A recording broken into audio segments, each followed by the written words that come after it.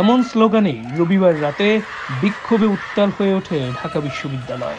সরকারি চাকরিতে মুক্তিযোদ্ধা কোটা নিয়ে প্রধানমন্ত্রীর বক্তব্যের জেরে স্লোগানে স্লোগানে নিজেদের ক্ষোভ জানায় আন্দোলনকারীরা।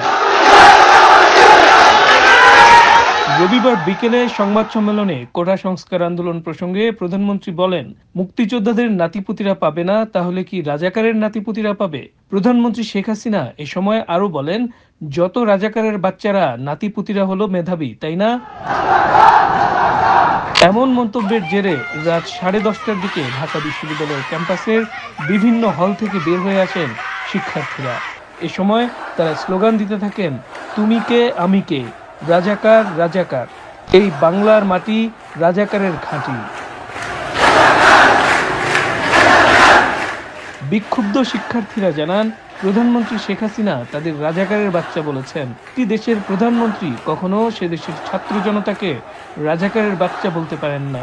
তার এমন উক্তির প্রতিবাদে শিক্ষার্থীরা এত রাতে রাস্তায় নেমেছেন। হাজী মোহাম্মদ মুহসিন হল, সূর্য সেন হল, বিজয় ৭১ হল, জিয়াউর রহমান হল, বঙ্গবন্ধু হল, জসিমউদ্দিন হল সহ সব হল থেকে শিক্ষার্থীরা মিছিল নিয়ে বের হন।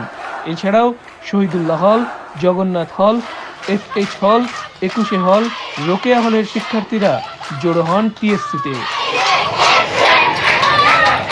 মেয়েদের ৩টি হল থেকে শিক্ষার্থীরা গেট ভেঙে বের হয়ে মিছিলে অংশ নেয়।